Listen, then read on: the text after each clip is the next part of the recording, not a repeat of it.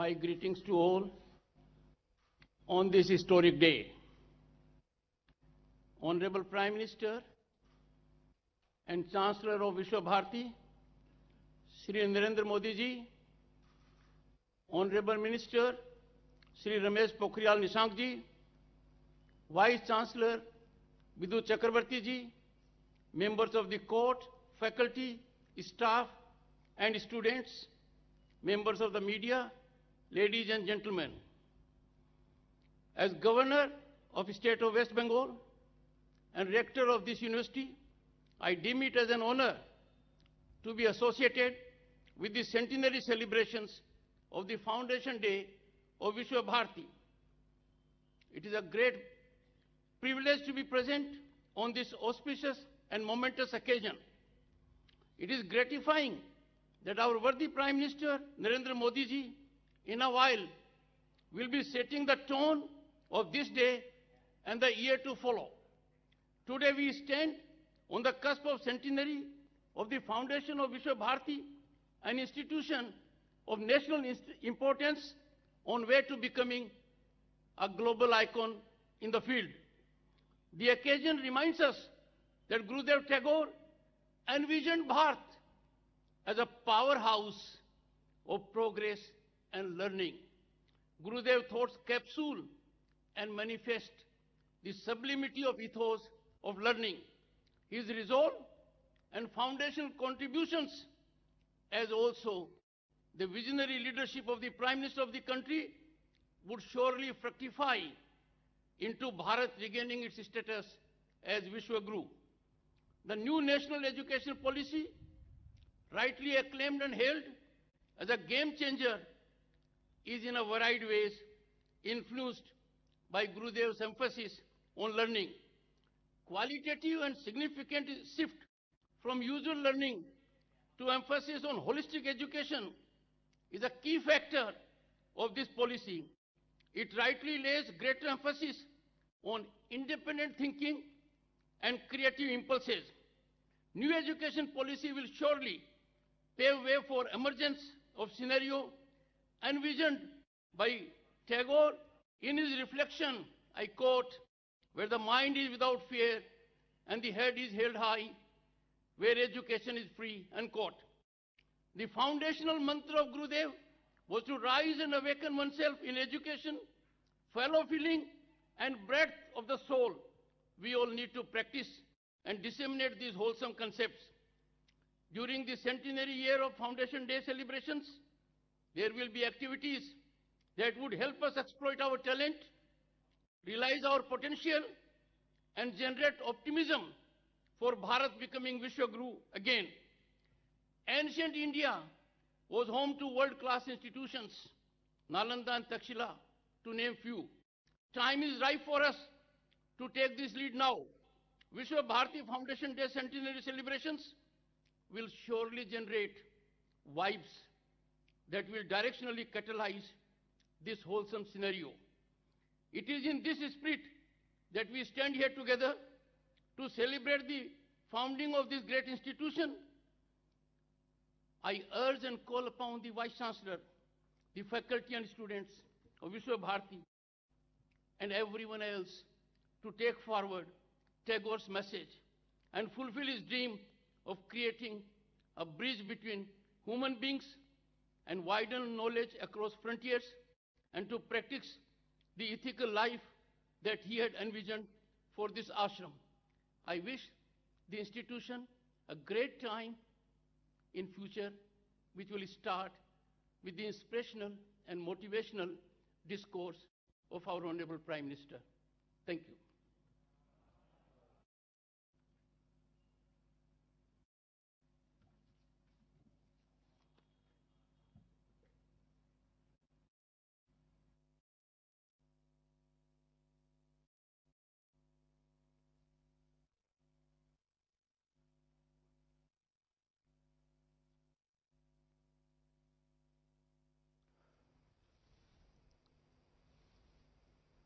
नमस्कार।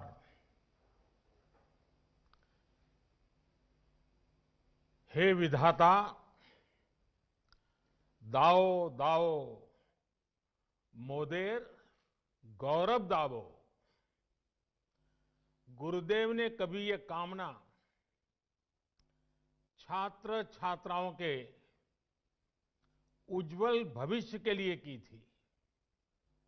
आज विश्व भारती के गौरवमयी 100 वर्ष पर मेरी तरह पूरा देश इस महान संस्थान के लिए यही कामना करता है। हे विधाता, दाओ दाओ मोदे गौरव दाओ। पश्चिम बंगाल के गवर्नर श्री जगदीप धनखड़ जी, केंद्रीय शिक्षा मंत्री डॉक्टर रमेश पोखरियाल निशंक जी, वाइस चांसलर प्रोफेसर विद्युत चक्रवर्ती जी, प्रोफेसर्स, रजिस्ट्रार, विश्व भारती के सभी शिक्षकगण, छात्र छात्राएं, अलुमनाई, देवी और सज्जनों, विश्व भारती इस विश्वविद्यालय के 100 वर्ष होना प्रत्येक भारतवासी के लिए बहुत ही गर्व की बात है। मेरे लिए भी ये बहुत सुखद है कि आज के दिन इस तपोभूमि का पुण्य स्मरण करने का अवसर मिल रहा है। साथियों, विश्व भारती की 100 वर्ष की यात्रा बहुत विशेष है। विश्व भारती मां भारती के लिए गुरुदेव के चिंतन, दर्शन और परिश्रम का एक साकार अवतार है। भारत के लिए गुरुदेव ने जो स्वप्न देखा था, उस स्वप्न को मूर्त रूप देने के लिए देश को निरंतर ऊर्जा देने वाला ये एक तरह से आराध्य स्थल है। अनेकों विश्व प्रतिष्ठित गीतकार, संगीतकार, कलाकार, साहित्यकार, अर्थशास्त्री, समाजशास्त्री, वैज्ञानिक, अनेकविध प्रतिभाएं देने वाली विश्व भारती नूतन भारत के निर्माण के लिए नित नए प्रयास करती रही है। इस संस्था को इस ऊंचाई पर पहुंचने वाले प्रत्येक व्यक्ति को मैं आदरपूर्वक नमन करता हूं, उनका अभिनंदन करता हूं। मुझे खुशी है कि विश्व भारती, श्रीनिकेतन और शांति निकेतन निरंतर उन लक्ष्यों की प्राप्ति का प्रयास कर रहे हैं जो गुरुदेव ने तय किए थे। विश्व भारती इसके द्वारा अनेकों गांवों में विकास के काम, एक प्रकार से ग्रामोदय का काम तो हमेशा से प्रशंसनीय रहे हैं।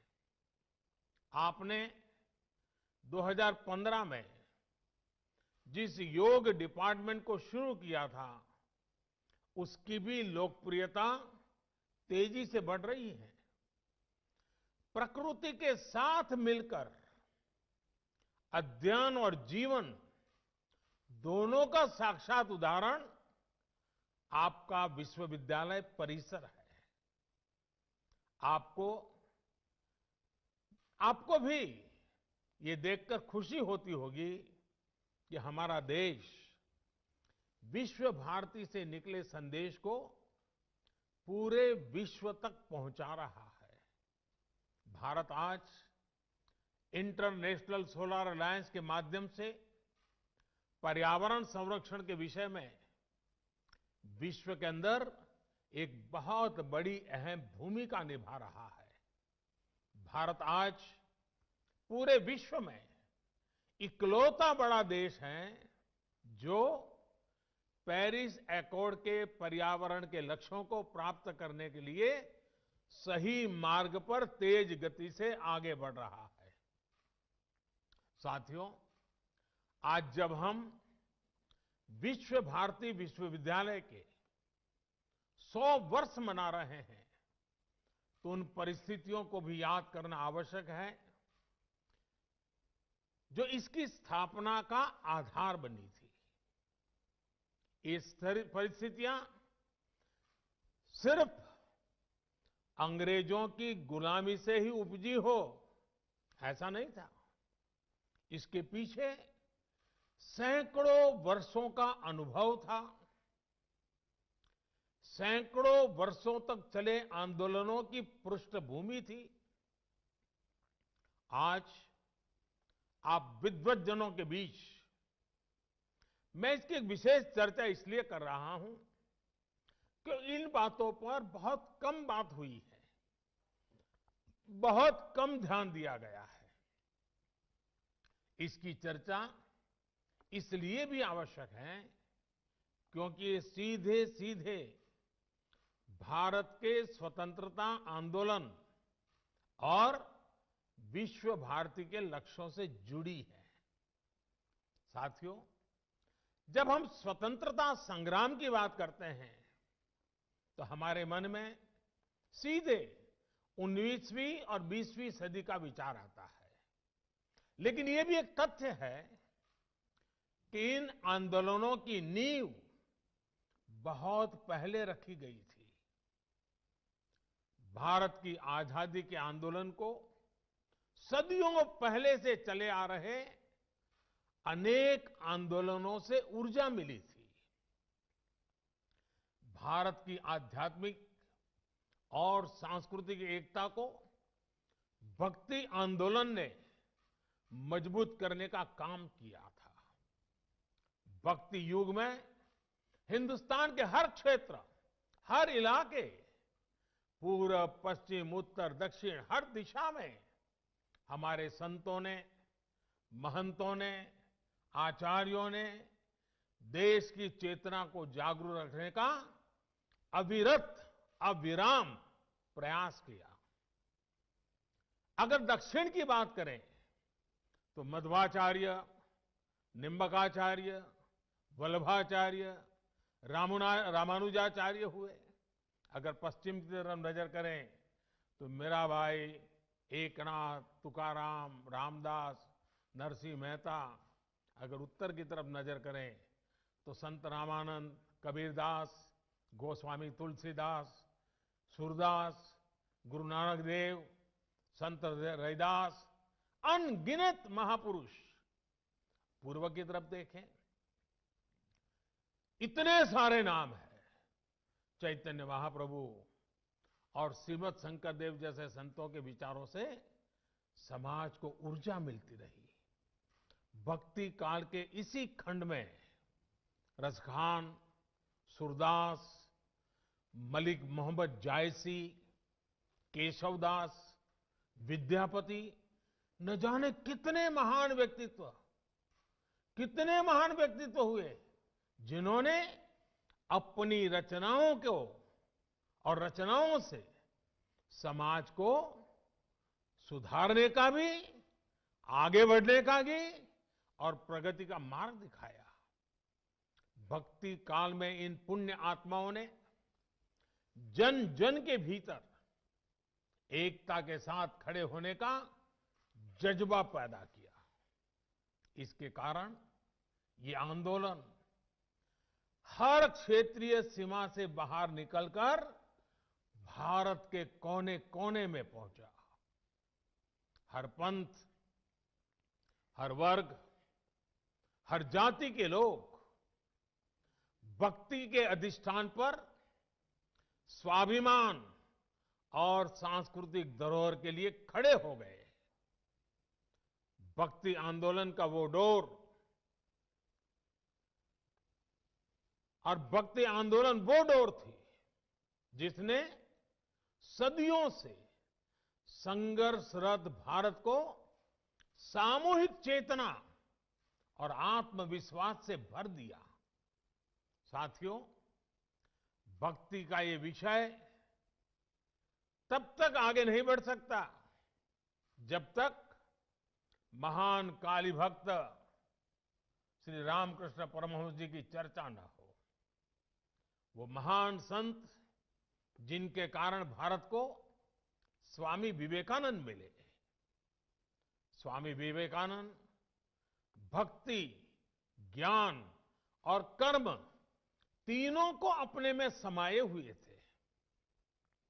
उन्होंने भक्ति का दायरा बढ़ाते हुए हर व्यक्ति में दिव्यता को देखना शुरू किया। उन्होंने व्यक्ति और संस्थान के निर्माण पर बल देते हुए कर्म को भी अभिव्यक्ति दी, प्रेरणा दी। साथियों, भक्ति आंदोलन के सैकड़ों वर्षों के कालखंड के साथ साथ देश में कर्म आंदोलन भी चला।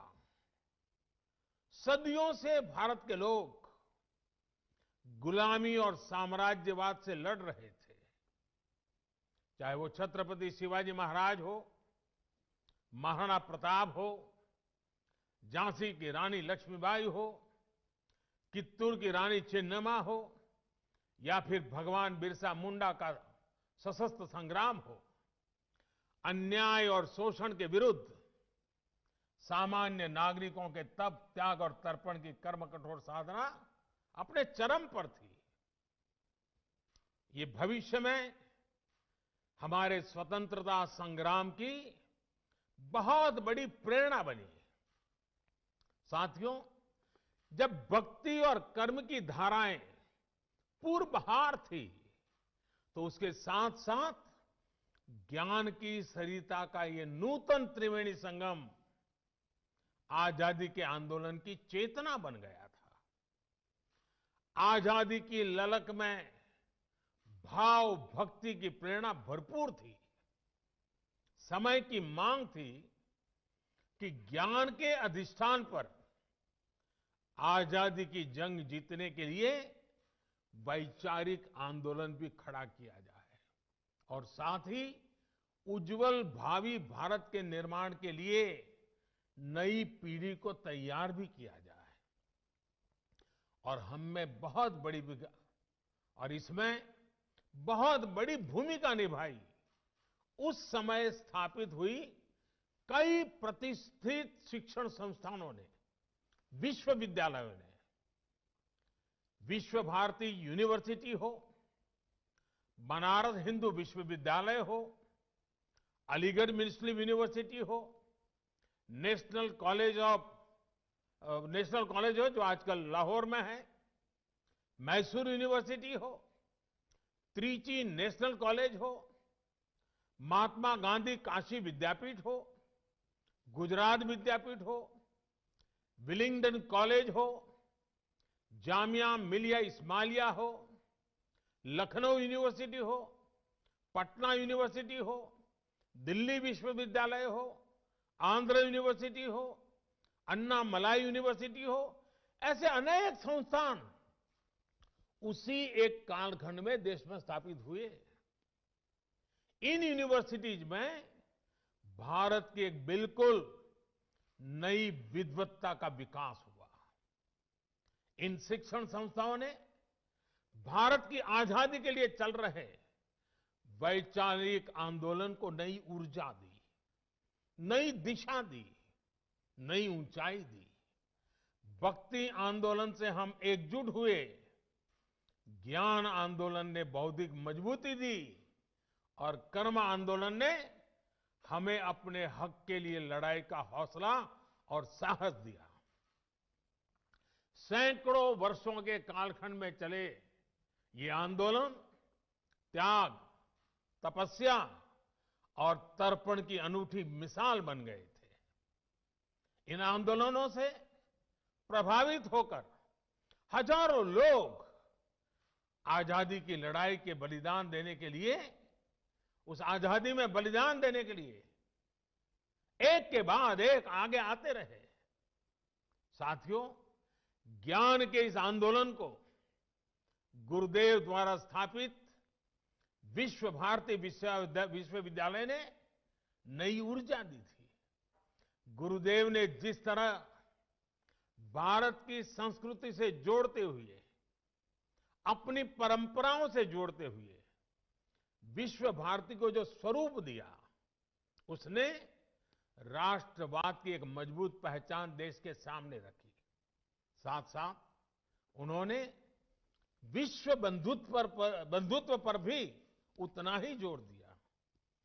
साथियों, वेद से विवेकानंद तक भारत के चिंतन की धारा गुरुदेव के राष्ट्रवाद के चिंतन में भी मुखर थी।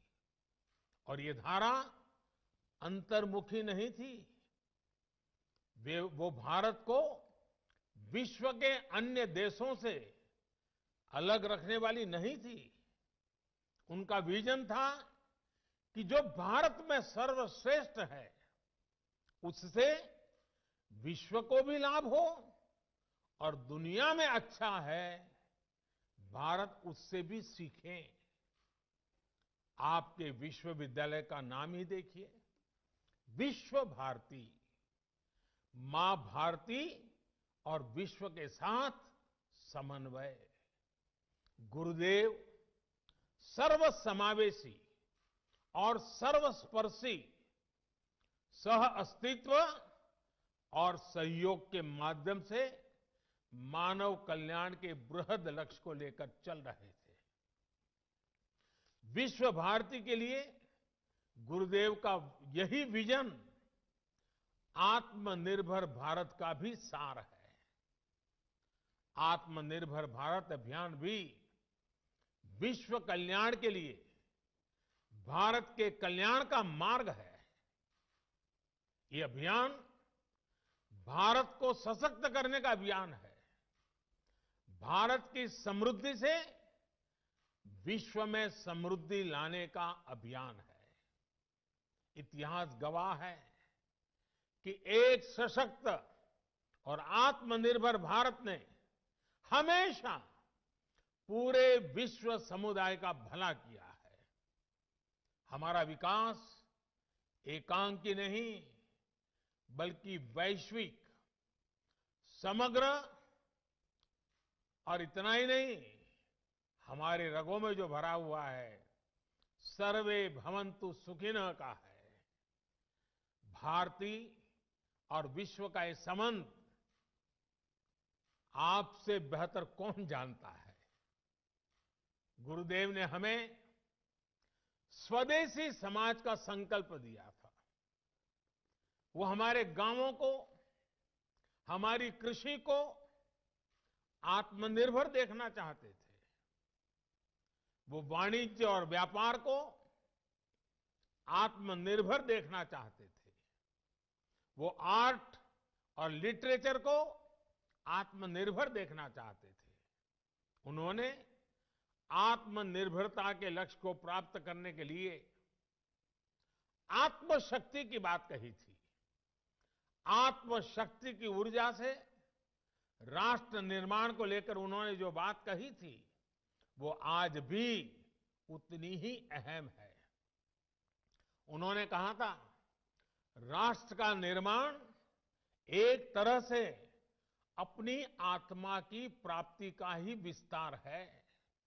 जब आप अपने विचारों से, अपने कार्यों से, अपने कर्तव्यों के निर्वहन से देश का निर्माण करते हैं, तो आपको देश की आत्मा से ही अपनी आत्मा नजर आने लगती है। साथियों, भारत की आत्मा, भारत की आत्मनिर्भरता और भारत का आत्मसम्मान एक दूसरे से जुड़े हुए हैं। भारत के आत्मसम्मान की रक्षा के लिए तो बंगाल की पीढ़ियों ने खुद को खपा दिया था। याद कीजिए, खुदीराम बोस को सिर्फ 18 साल की उम्र में फांसी चढ़ गई। प्रफुल्ल चाकी 19 वर्ष की आयु में शहीद हो गए। बीना दास, जिन्होंने बंगाल की अग्नि कन्या के रूप में जाना जाता है, सिर्फ 21 साल की उम्र में जेल भेज दी गई थी। प्रीतिलता वेडुडार ने सिर्फ 21 वर्ष की आयु में अपना जीवन न्योछावर कर दिया था। ऐसे अनगिनत लोग हैं, शायद जिनके नाम इतिहास में भी दर्ज नहीं हो पाए। इन सभी ने देश के आत्मसम्मान के लिए हंसते हंसते मृत्यु को गले लगा दिया।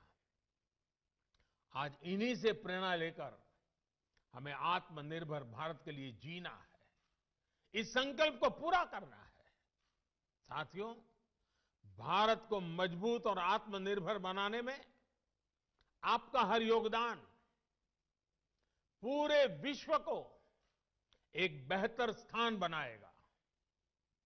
वर्ष 2022 में देश की स्वतंत्रता के 75 वर्ष पूरे होने जा रहे हैं।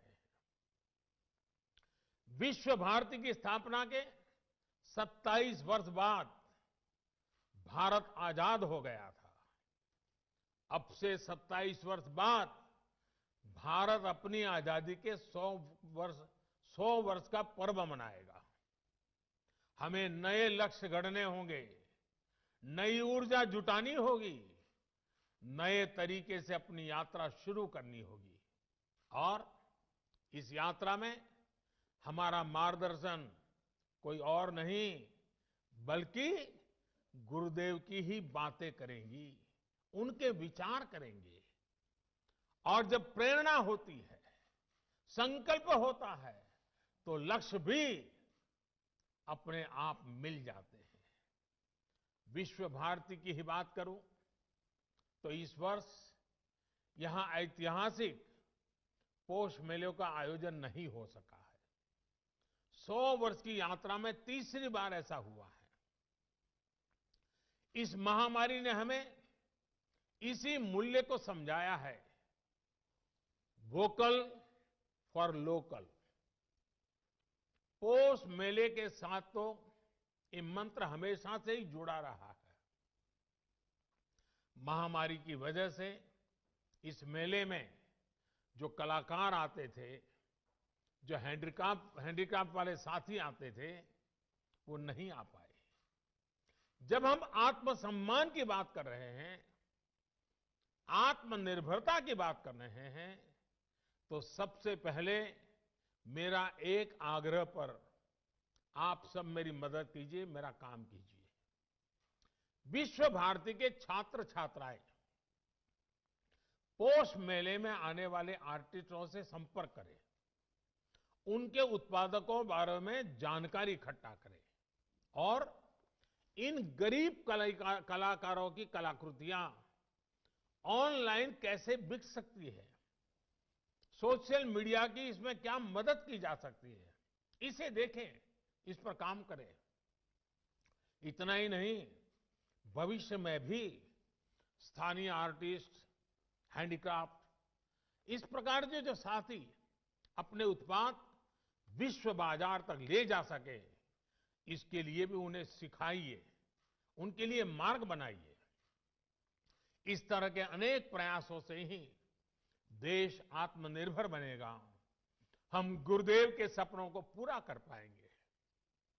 आपको गुरुदेव का सबसे प्रेरणादायी मंत्र भी याद ही है, जोदी तोर डाक सुने क्यों ना आशे, तो भी एकला चलो रे। कोई भी साथ ना आए, अपने लक्ष्य की प्राप्ति के लिए अगर अकेले भी चलना पड़े तो जरूर चलिए। साथियों, गुरुदेव कहते थे, बिना संगीत और कला के राष्ट्र अपनी अभिव्यक्ति की वास्तविक शक्ति खो देता है और उसके नागरिकों का उत्कृष्ट बाहर नहीं आ पाता है।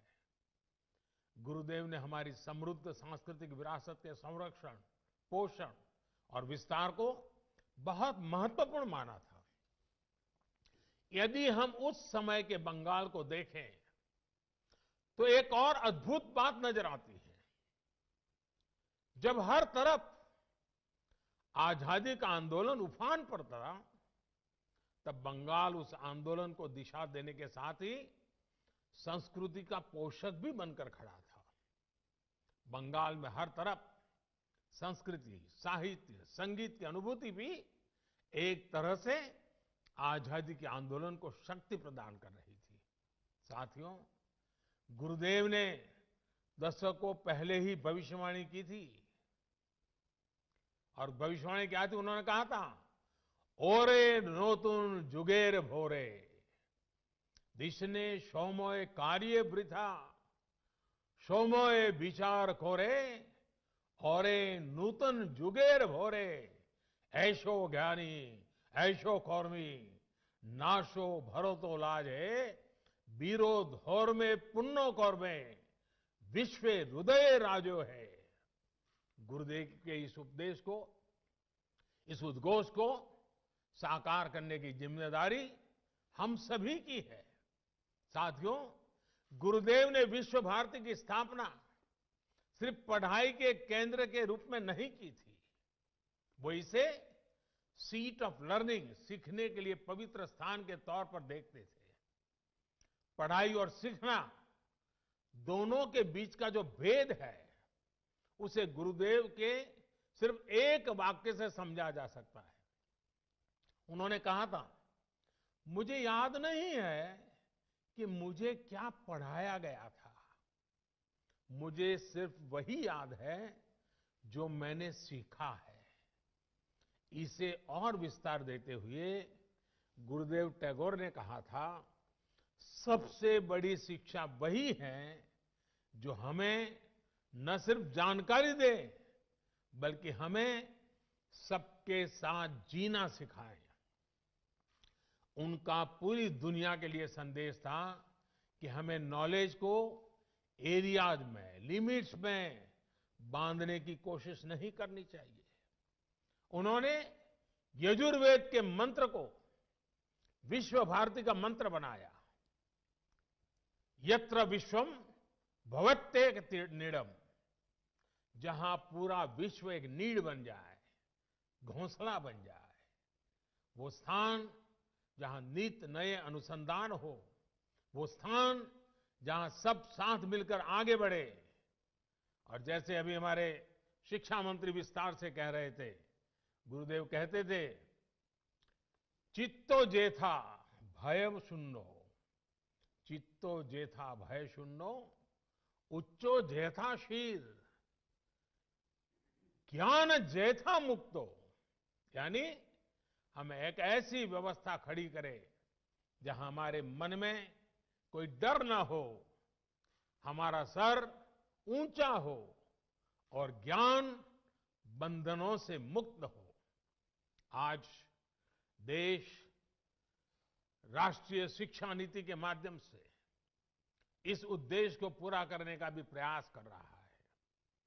इस शिक्षा नीति को लागू करने में विश्व भारती की बड़ी भूमिका है। आपके पास 100 वर्ष का अनुभव है, विद्वत्ता है, दिशा है, दर्शन है और गुरुदेव का आशीर्वाद तो है ही है। जितने ज्यादा शिक्षा संस्थानों से विश्व भारती का इस बारे में संवाद होगा, अन्य संस्थाओं की भी समझ बढ़ेगी, उन्हें आसानी होगी। साथियों, मैं जब गुरुदेव के बारे में बात करता हूं तो एक मोह से खुद को रोक नहीं पाता। पिछली बार आपके यहां आया था, तब भी मैंने इसका थोड़ा सा जिक्र किया था। मैं फिर से गुरुदेव और गुजरात की आत्मीयता का स्मरण करा रहा हूं। ये बार बार याद करना इसलिए भी जरूरी है क्योंकि ये हमें एक भारत श्रेष्ठ भारत की भावना से भरता है। ये दिखाता है कि अलग अलग भाषाओं, बोलियां, खान पान, पहनावे वाला हमारा देश एक दूसरे से कितना जुड़ा हुआ है। ये दिखाता है कि कैसे विविधताओं से भरा हमारा देश एक है, एक दूसरे से बहुत कुछ सीखता रहा है। साथियों, गुरुदेव के बड़े भाई सत्येंद्रनाथ टैगोर जब आईसीएस में थे तो उनकी नियुक्ति गुजरात में अहमदाबाद में भी हुई थी। रविन्द्रनाथ टैगोर जी अक्सर गुजरात आ जाते थे और उन्होंने वहां काफी लंबा समय भी बिताया था। अहमदाबाद में रहते हुए उन्होंने अपनी 2 लोकप्रिय बांग्ला कविताएं बंदी ओ अमार और नीरोब रजनी देखो, ये दोनों रचनाएं की थी। अपनी प्रसिद्ध रचना क्षुधित पाषाण का एक हिस्सा भी उन्होंने गुजरात प्रवास के दौरान ही लिखा था। इतना ही नहीं, गुजरात की एक बेटी श्रीमती हटी सिंह गुरुदेव के घर में भी वो बहू बनकर भी आई थी। इसके अलावा एक और तथ्य है जिस पर हमारे विमेन एम्पावरमेंट से जुड़े संगठनों को अध्ययन करना चाहिए।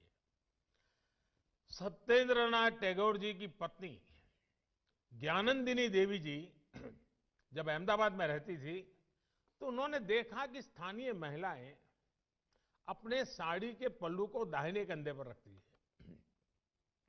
अब दाएं कंधे पर पल्लू रहता था, इसलिए महिलाओं को काम करने में भी कुछ दिक्कत होती थी।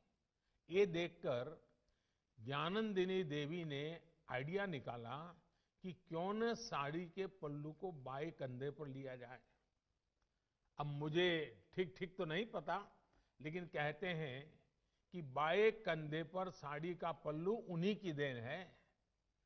एक दूसरे से सीखकर, एक दूसरे के साथ आनंद से रहते हुए, एक परिवार की तरह रहते हुए हम उन सपनों को साकार सकते हैं जो देश की महान विभूतियों ने देखे थे।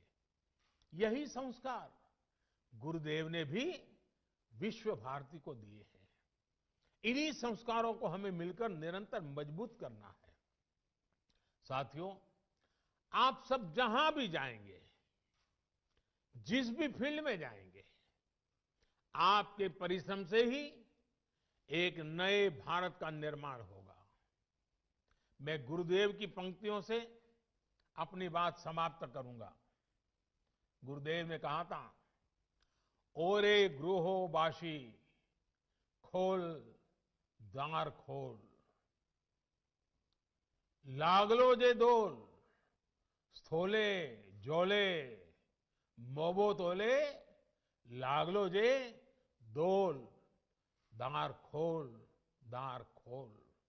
देश में नई संभावनाओं के द्वार आपका इंतजार कर रहे हैं। आप सब सफल होइए, आगे बढ़िए और देश के सपनों को पूरा करिए। इन्हीं शुभकामनाओं के साथ आप सभी का एक बार बहुत बहुत धन्यवाद। और ये शताब्दी वर्ष हमारी आगे की यात्रा के लिए एक मजबूत मील का पत्थर बने, हमें नई ऊंचाइयों पर ले जाएं और विश्व भारती जिन सपनों को लेकर के जन्मी थी, उन्हीं सपनों को साकार करते हुए विश्व कल्याण के मार्ग को प्रशस्त करने के लिए, भारत के कल्याण के मार्ग को मजबूत करते हुए आगे बढ़े। यही मेरी आप सबसे शुभकामनाएं। बहुत बहुत धन्यवाद।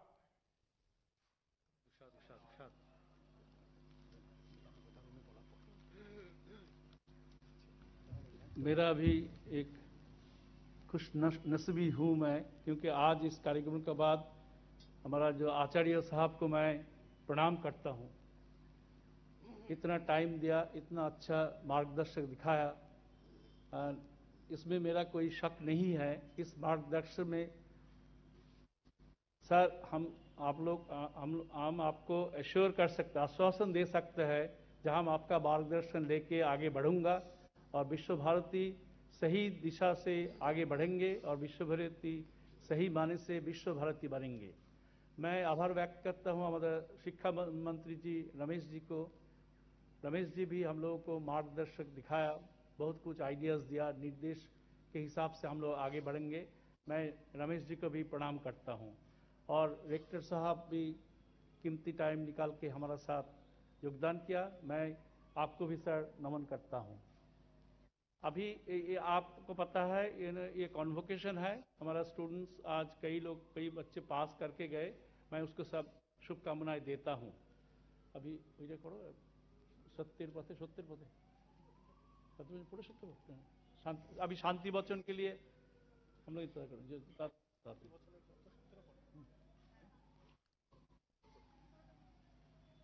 पृथिवी शान्तिरन्तरिक्षं शान्तिर्द्वौ शान्तिरापः शान्तिरोषधयः शान्तिर्वनस्पतयः शान्तिर्विश्वे मे देवाः शान्तिः सर्वे मे देवाः शान्तिः शान्तिः शान्तिः शान्तिभिः ताभिः शान्तिभिः सर्वशान्तिभिः शमयामोहं